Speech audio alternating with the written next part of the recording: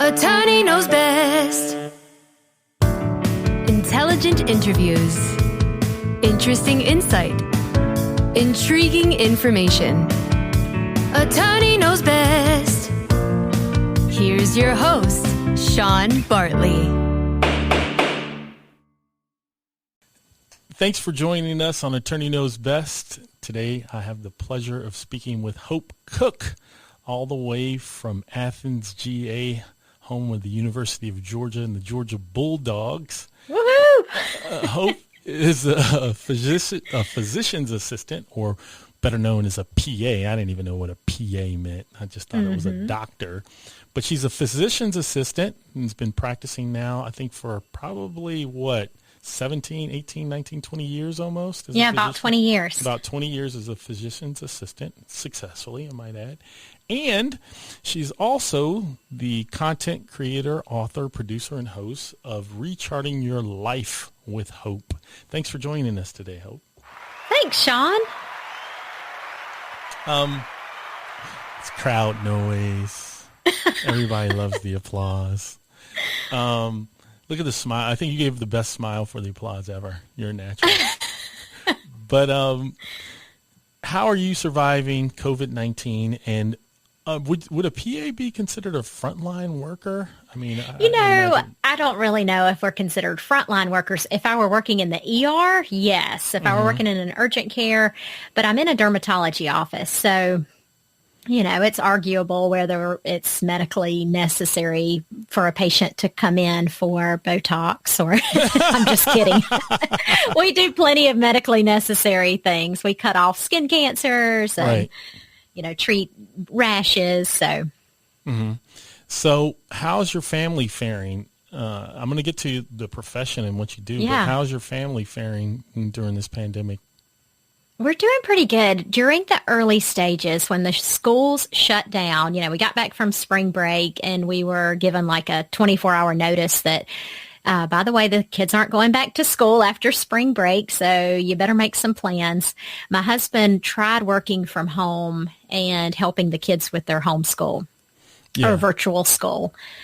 But he's also working on his PhD. So that was a little bit tricky for him.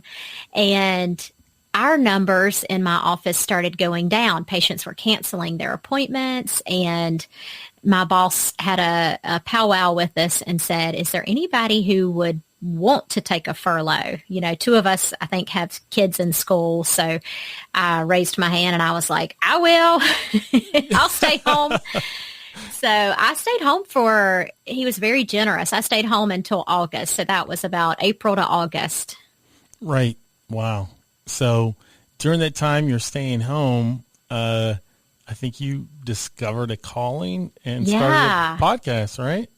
The creative juices were flowing. And I've always been a writer, but I really started writing seriously and joined a writer's group and hired a writing coach.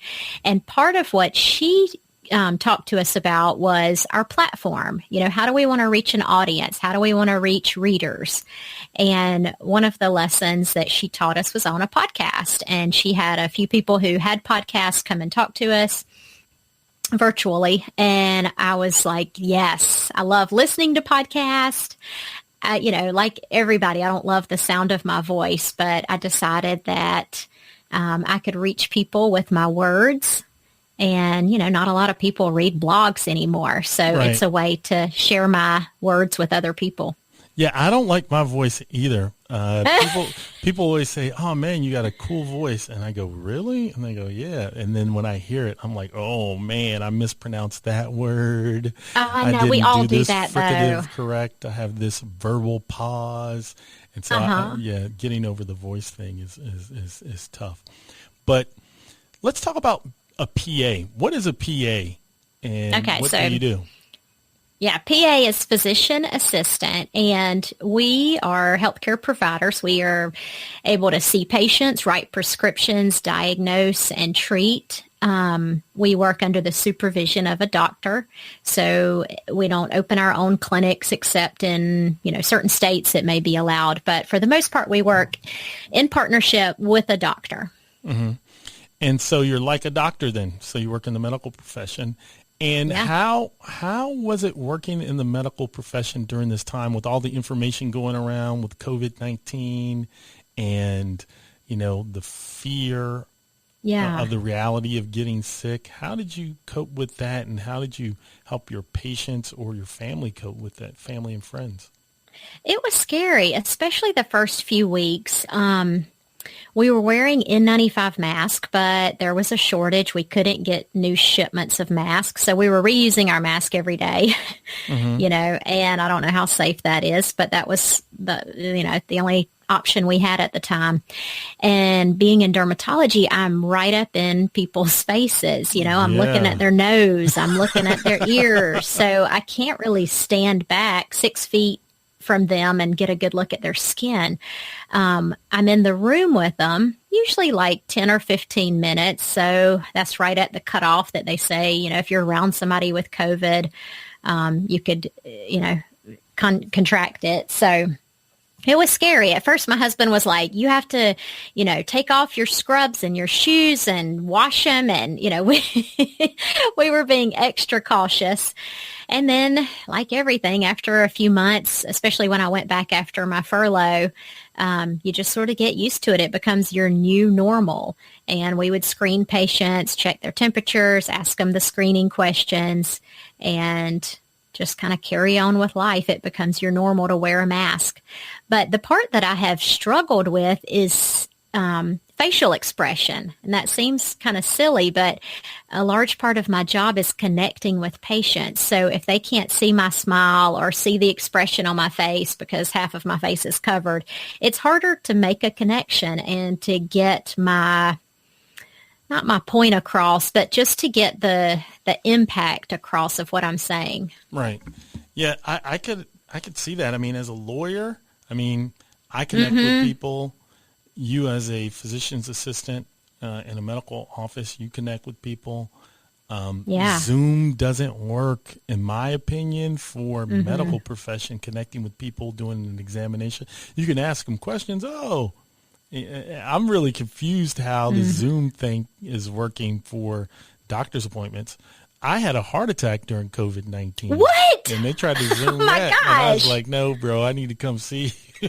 Golly. Yeah, wow. I had a heart attack, but it's been different. One of the things I think is interesting about recharting your life with hope and your practice as a physician's assistant is I think they're connected. And the reason why I think they're connected is because you're helping people and you're providing a service. Do you see that connection? I do.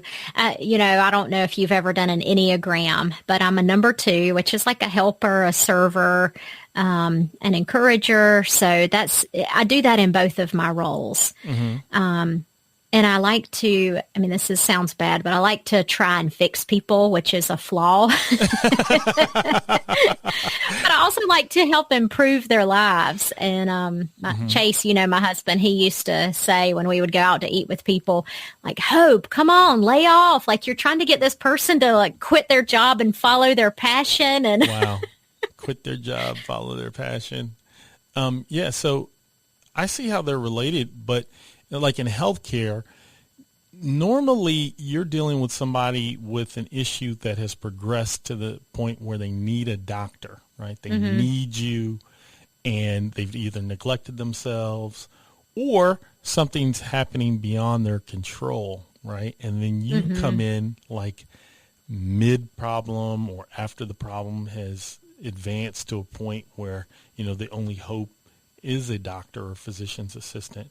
But I think recharting your life with hope is similar to helping people, but it's a little bit different because you're taking the initiative to help them, right? Yeah. So I especially target women who are in a certain age range. It's usually like 30 to 50. And a lot of times we find ourselves stuck, and it may be stuck because of a career situation. It may be stuck because of a marriage or relationship problem. But it just feels like you are stuck and there's not a lot of options. So I help people see what their options are and encourage them to take a step down the path and just help give them courage. In medicine, it's kind of the same way. I have to lay out their options, and they look to me to help them make a choice and encourage them to follow through. Give me an example of being stuck, because it's real.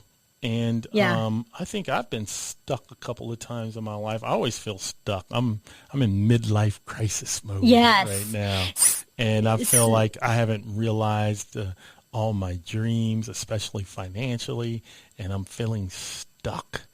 Mm-hmm. How do you help people get over being stuck? Well, I'll give you a few examples. So one guest, she had a problem with alcohol, and it came to a head with her employer, and they encouraged her to get help. And so that would be a case of like, look, I'm stuck. I'm addicted to alcohol. I don't know how to move forward.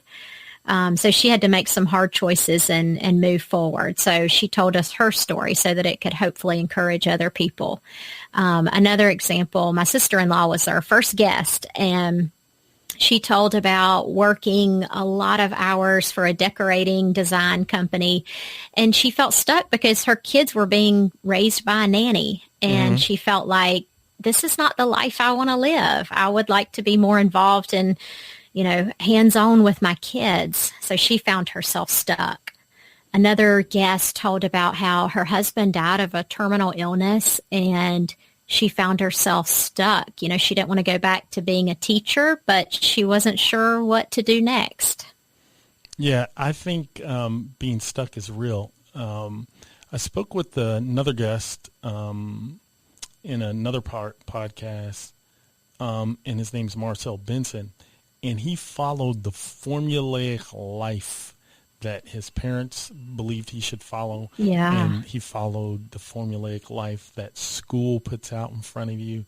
And sometimes it's hard to get off of these formulas, because we know that formulas are successful, and they are only derived because somebody has walked the path before you or done an experiment or study, and they found, hey, this works. But it often can leave you to being stuck. How does somebody discover their dream or path and get on the right track to do it, rather than following the prescribed formulas that we have out there? I think the first thing is awareness. So you have to name the stories in your head. And a lot of times it involves the word should. I should be doing this. I should be happy. I should love my job. I should, want to do this or that.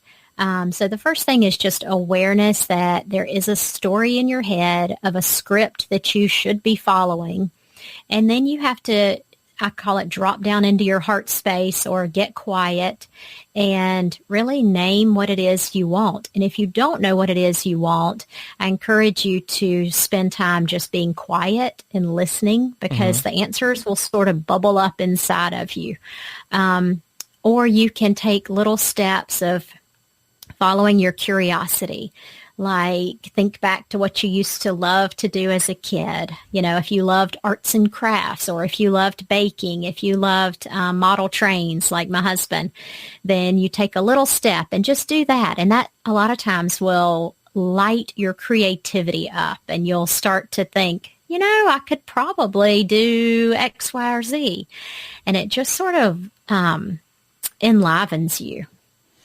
Yeah, I think you're uniquely qualified to help people get unstuck, because as a physician's assistant in your practice, you help provide remedies for people to cure their malady that they're having with their skin, the biggest organ in the body, the skin, right? Yeah. And what's interesting is not always our face, right? It's our hands, our feet, our back, the whole body, and you help remedy that. And I think it's important that your learned, licensed form of study in the medical profession lends itself to helping people with other issues that they may be facing in their lives. And I think doctors and lawyers are uniquely qualified to help people solve their problems. And your podcast helps do that in helping getting them unstuck and recharting their life and getting out of the the rut, so to speak. I just had an aha when you were talking. I've never put those two together, but you're right. A lot of times when patients come in with a rash, especially with rashes, I'll say, your body is trying to tell you something. Yes. And yeah, I mean, it might be stress. It might be their diet. It might be that they're sleeping 3 hours a night. And I'm not saying they caused their rash, but rashes are often representative of inflammation and dis-ease inside their body. And the same thing with the podcast. I'll talk to guests about how your inner self, something inside of you, knows the path. It knows the next step. We just don't get quiet enough to listen. So you're right. It's about getting in touch with your inner self, with your body, with listening. Right. The rash thing is real for me. So you might not know this, but I'm a high-strung person. Are you? Yeah, I'm very high-strung. I hide it because, I didn't know this at first, but I played college football, right? So I didn't know that I was like different than an average guy. And so when I'd be amongst average people, average physical specimen people, right? And I get upset or I'm playing a sport and the things I could do to them just because of my physical strength was like, whoa, wait a minute. I got to learn to control myself. I'm not with other athletes anymore, right? Yeah. But I'm uptight, and so I had to learn to can my natural physical aggression and didn't have an outlet for the anxiety I faced. And so when I went to law school, my uncle told me, hey, man, you can't be working out hard. You can't be doing risky activities. You can't get hurt because you have to finish. And if you break a leg or you break a limb, you're gonna jeopardize your chance of finishing law school or scoring well on a test or studying because you're going to be injured. So I didn't do any physical activity. Wow. And there was this exam I had with our property teacher. Her name was Professor Witten. She was amazing. But she was notorious for failing people. Oh. And so I started studying so hard. And my dad happened to be in town coming to pick me up for the summer to go on a family trip. And I broke out into a rash. My whole back broke out into a rash because I was feeling this anxiety for, the test and the reality that if I don't do well, Professor Witten, who happened to be an amazing professor, she was so cold-blooded, she would fail you. And it would be like nothing to her. I ended up getting an A in the class, but my dad was so disappointed that I didn't have the mental wherewithal to control my mind and then therefore control this outbreak of a rash that I had never experienced before. When you face somebody in your office in your practice that may have like a mental health issue that is resulting in like a skin outbreak, how would you go about advising them or helping to rechart their mind so as to control maybe a rash like I had? It's hard because a lot of them, they just have trouble making that connection. I had a guy the other day with psoriasis and, it was covering his legs. And I started talking to him about the role of stress in psoriasis. And I said, do you remember when this first popped out? And he's like, yeah, it was about 5 years ago. And I said, well, what was going on 5 years ago? And he said, well, I was in a graduate program, a very intense graduate program, extreme amount of stress. And, I was run down, not eating healthy, not getting enough sleep. And so I tried to help him make that connection. And, but, I guess his question is, well, what good is that going to do now? But I think making that mind-body connection is huge. And then I encourage them to take care of themselves. I talk to them about, what are you eating? Are you eating a lot of inflammatory foods? Are you, drinking a 6-pack every night? Are you sleeping? Because sleep is the time your body goes into parasympathetic nervous system mode, and that's when it's able to repair and heal. So if you're not getting enough sleep, that's not going to happen. Thanks for listening to AttorneyKnowsBest.com. If you hadn't heard, I'm using Anchor.fm to record this podcast. Anchor is the easiest way to make a podcast. Let me explain. First, Anchor.fm is free. That's right, totally free.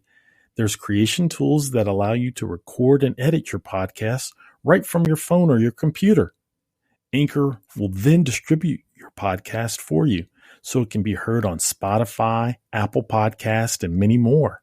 I listen to my podcasts on Google Podcast. You can make money from your podcast with no minimum listenership. It's everything you need to make a podcast in one place. Download the free Anchor app now or go to anchor.fm to get started. That's ANCHOR.FM to get started. Back to the podcast. Thanks for listening. I suffer from the not getting enough sleep thing, and I could see it in my face when I wake up in the morning. I'm old anyway, but I can especially see it in my face when I wake up and I don't get enough sleep. I have a problem with telling myself that sleep is okay. I always think, man, I could be doing so much more if I didn't need to sleep. Yes. I mean, it's scary how much that you have a high cortisol level, I bet. Like you're a high functioner, high performer, but that cortisol does have an effect over the years. And it sounds like with your heart attack, that could have played a role. Oh, without a doubt, it played a role. I have to watch myself because I'm dealing with people. Me and you, we're doctors and lawyers. What do? We are problem solvers, right? Right. And so when people come into your office and you want to help them, and then they have high stress or high anxiety levels. It's like, how do you and I deal with these high stress anxiety levels while trying to be of service to them and not trying to take it personally because they are in fight or flight mode because they are experiencing a distress in their life. That is so difficult because we do pick up on other people's energy, and it's easy to allow it to change our energy. So when I'm like during lunch, a lot of times I'll only get 30 minutes for lunch, and I try to go outside because if I sit at my desk and try to finish all of my notes, I just don't have a chance to recharge, and then the energy's going to bleed out on my family when I get home, and I'm going to snap at the children and yell at my husband. And you snap at the children? I remember you just being so calm and peaceful and placid. Don't let the Southern accent fool you. I am a sucker for Southern accents, by the way. Yeah, Southern accents always get me. But yeah, I mean, sometimes I have a yoga mat at work and I'll take it outside and just do some stretches or try to sit in my car and just do some deep belly breathing because, I mean, your energy is everything. You have to guard it. You have to replenish it. Otherwise, it's going to drain you. Yeah, the stress is real and the body's response to it is real. Have you noticed any differences in your patients' issues because of the stress they may be experienced due to COVID-19? Yeah, I mean, you can definitely see. I can detect it when they're stressed. They'll snap at us sometimes, snap at the front office about whether we're running late or, why do you have to check my temperature? That thing doesn't even work. And then we also see stress-related illness. We see a lot of hair loss. We see rashes. We see, all kind of things. Did you lose your hair, Sean, from? Yes, I did. I think my hair loss is definitely related to my stress levels as a lawyer, wanting to win for my clients all the time and taking their causes personally. And I definitely think that my hair loss is related to it. Yeah. That's hilarious. Have you seen the billboards around Atlanta that say mybaldlawyer.com? Like that's his whole platform is like, I'm bald and that'll help you remember me. Well, the cool thing about being bald is that the $25, $30 I would normally spend at the barbershop, now I get to spend on donuts. That's right. Yeah. So recharting your life with hope. Is this podcast that you have, is this a way for you to recharge your life also and bring your audience and your friends along in the journey with you? Yes, I love it. It really energizes me, lights me up. I come out of I podcast in my closet So when I come out of my little closet, I'm just like, yo, guess what? I just talked to the most amazing person. Or you got to hear this interview. And I just love it. And I feel like it's a way for me to share my inspiration, just living your life and making the most of it with my friends and with my listeners. Mm-hmm. Yeah, I think it's great you give an opportunity for people who've successfully made that turn in their life. Say, hey, I'm stuck or I'm anchored in this, but I really wanted to try this, and I'm going to try something different. I think one of your podcasts I listened to was a woman who became a yoga instructor and has a wildly successful yoga practice, right? Yeah. Was it Shannon? I think so. Mm-hmm. Yeah. So, I mean, people from all different walks of life, and some of them choose to pivot, and other people, it's more like life happens to them and they have to decide, am I going to be a victim of my circumstances, or am I going to choose to start a new path? Mm-hmm. I think COVID-19 and the downtime we've had, like it gave you the inspiration to start your podcast. I had the podcast idea and ready to roll on it, Hope, for 5 years. My podcast name, website, I have the trademark for my podcast name with the United States Patent and Trademark Office. Yeah. I had the website under GoDaddy, and I had made some attempts at it, but I just didn't really get started until right before the heart attack, actually. I bought my mixer and my microphones in March of 2020. And I said, look, it looks like we're going to go into shutdown, and I'm going to use this time to start a new venture, right? But I had, for 5 years, maybe even longer, maybe 7, I had this idea to start a podcast, and I just didn't do it. Why do you think you didn't do it? Fear, and I don't like my voice.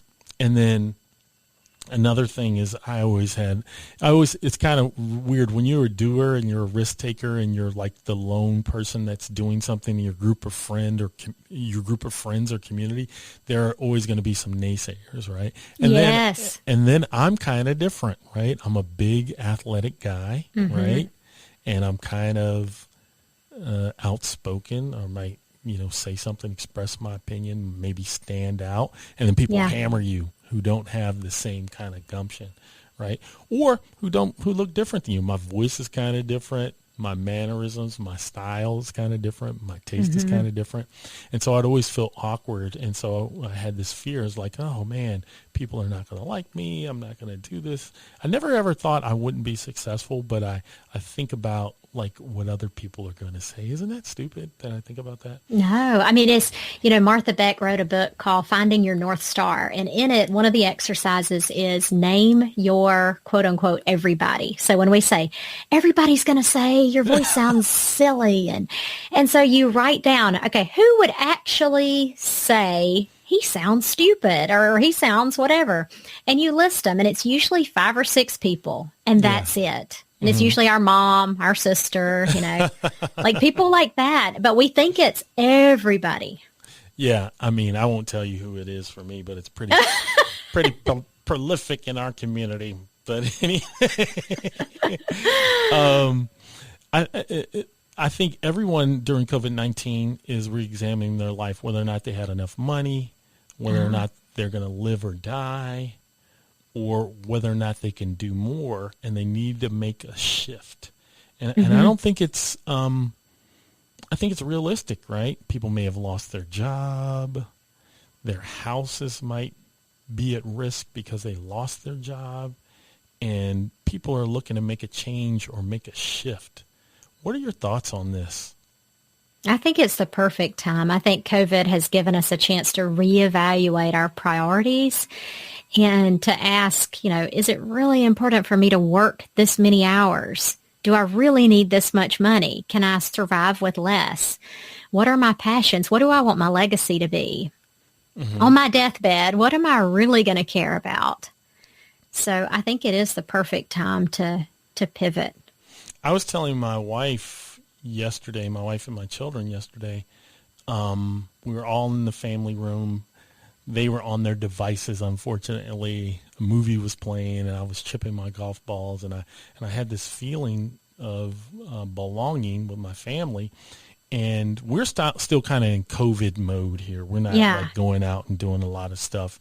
And I looked at my wife and I said, you know what? I said, COVID-19 helped me reconnect with you guys. And there's no place I'd rather be right now than right here with you. And COVID has helped me realize it. And I said, I don't know where else I would be now that I've been with you guys every night for the past, year. Where else would I be, right? And I think that because I'm spending more time at home and spending more time with my family, it gave me the anchor and foundation that I need to say, hey, what else do I need? Why not start this podcast, or why not concentrate on my business? And then why not leave the office early? Yeah. And why not take my clients' problems so personally? There are problems, but I do have a problem taking them personally. I take their problems personally. But I need to focus on what's most important, and that's my family. And I think COVID-19 has helped me recognize and appreciate my family a lot more. Without it, I think I would still be in the daily grind of the law same practice here. and not appreciating my family.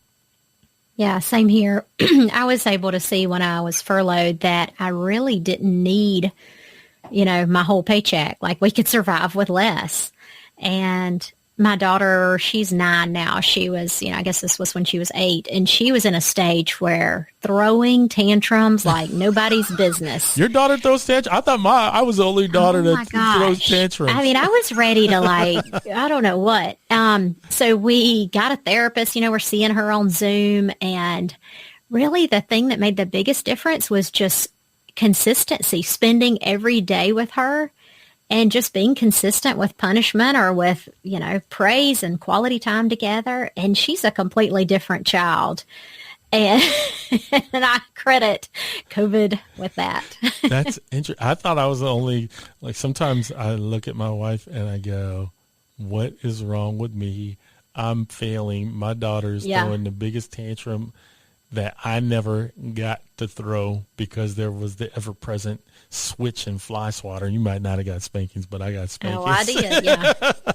And so it was driving me crazy. But I think my daughter has changed also. One of the things that my daughter has really done that's really cool during COVID-19 is she's made her room beautiful.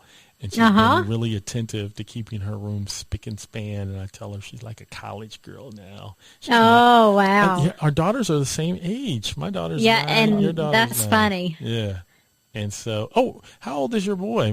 Aaron's 11. He's 13 now. Oh, he's 13. So yeah, Eli's 2 years older than Aaron. Yeah. And so, I have a funny story about that, as a matter of fact, but about Eli, when you guys became pregnant with Eli in Maryland, right? Uh-huh. Yeah, I have a funny story about that. But anyway, with my wife, but I think COVID-19 has helped me rechart my life and my focus. When I saw your podcast, I was like, wow, this is a great theme, and it is an awesome opportunity for people to be encouraged by other people's stories. And I think podcasts, and especially one like Recharting Your Life with Hope, gives a model and inspiration to other people to rechart their lives. When people tune into your podcast, describe the benefit they'll receive by listening in. So once a week I interview a guest, and once a week I just talk. I usually pick a topic that I feel like I'm struggling with or I have struggled with. So it may be self-doubt. It may be, imposter syndrome, something like that. But my guests, I try to pick women who have taken a few steps down a new path. And usually it takes courage to do that. So they tell us their story of sort of going from a place of, I don't know what I want to do, or what am I doing here? And then we walk through, all right, what happened? How did you make changes? What were the things that encouraged you? Were there certain books or podcasts or things that people said to you that encouraged you? And as they're sharing this information, my listeners will also be able to hear it and get a dose of encouragement. Yeah, I think that's important. You do a great job connecting with your guests too. I think you have the thank you. high personality, connectivity posture. I think it's great. As a provider, I see 40 patients a day. So 40 times a day, I have to connect with them 40 patients a day? That's in bananas. about 10 minutes. Oh yeah, that's why I always tell people I wish I was a doctor. I could see 40 people a day in and out, in and out. That's crazy. I could imagine your goals for your podcast and practice are similar. Are they? Well, I don't know. I haven't really connected the two. With my practice, I want to continue to serve my patients and learn as much as I can and just continue to serve. With my podcast, I'd like to grow my audience to reach more people. I'd like to continue to have guests on the show who are relatable. I don't really have aspirations to have famous people on. I want to have people who are just sort of walking the everyday life like we are. But yeah, I guess in that way I'm serving my podcast listeners also. Yeah, I mean, it's interesting you said that about famous people. It's like the podcast now is rated on how good is your podcast? What celebrity did you have? And I asked somebody to be a podcast guest, and they asked me questions like that, and I said, "Huh?" I was like, number one, I was your lawyer, and number two, you're big time in me now. And I said, all right, I don't need you as a guest because someone else has information that they're ready, willing, and able to share that is useful. And just because they're not popular or a celebrity doesn't mean the information they have to share is any less useful. Mm-hmm. Right? 2 + 2 from Hollywood is 4. And in Athens, it's 4. In Washington, D.C., it's 4. Right. So if we have information to share and your story and your ability to connect with people and ask questions allow you to get that information out and help other people, I think it's important. Mm-hmm. Yeah. In summary, I think you should tune in to Recharting Your Life with Hope and look at re-examining your life and how you could rechart it. I always like to give my guests an opportunity to ask me a question or two. Do you have any you'd like to ask me, Hope? So, Sean, what is, let's see, what is, I know, now you're getting nervous. Yes, I'm getting nervous because you're looking up into the heavens for the question. So, Sean, if you could look ahead at your path, do you see any pivots coming up? Do you see anything you'd like to sort of tweak? And do I see any pivots coming up? No, I enjoy practicing law. I enjoy talking to people. I enjoy helping people. The only pivot I see is maybe expanding my practice and getting my associate attorneys to help me more and be more entrepreneurial. Yeah. And then also increasing the reach of the podcast and having a permanent studio, having in-person guests in my beautiful conference room here in downtown Silver Spring. But that's my motivation. I want to help people. I love talking to people. I love asking questions. I love learning from others by talking and conversation. I'm more of a auditory learner and an action-oriented learner than a reading learner. I'd rather you tell me about it than me read about it. Because I think there's some nuance in people telling you their experience that reading alone does not give you.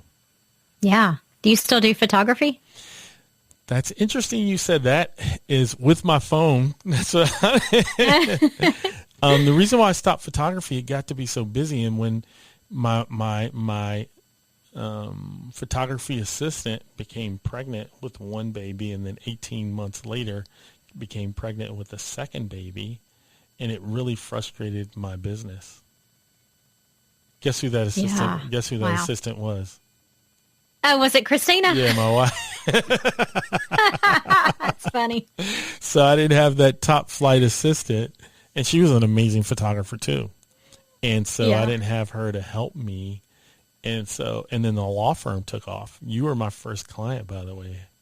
That is hilarious. I didn't know that. Yeah, you guys were our first clients. And I know when I was starting my law firm 13 years ago, and we were both members of the same church, you were really curious about it, and you asked me these questions. I answered them, and I think the first week I was open, you and your husband came, and we took care of you. So it was exciting. Yeah. Yeah. That was First great. clients. Thank you. Yep. Thank you. If people want to get in contact with you and be on your podcast, how do they get in contact with you? So check out the website. It's hopethepa.com, or you can just listen on any major platform to Recharting Your Life with Hope. And I usually put my email at the bottom of that. It's hope.cook@gmail.com. Sounds like a plan. Is anybody in particular would be your dream guest on the podcast if you had a dream guest? All right, I said I didn't want famous people, but if Oprah called me, I'd say, come on. Well, you know what I think would be cool for your podcast is you read some of the stuff that you wrote. I think you read something for us one time, or you let me read something, or it was your blog, and I thought it was amazing. I think you were writing a soap opera or a drama. I think it was something like that. Funny. I don't but it was know. really good. It was really good. Yeah, I do sometimes do that. Yeah, so I'll have to do that more often. Thanks for the suggestion. Yep, you have to do it. Definitely. Well, hey, folks, recharge your life. And if you are on a path that you don't like and you're looking for inspiration to change the direction for the good, please tune in to Hope Cook at Recharge Your Life with Hope. Thanks, Hope. Thanks, Sean.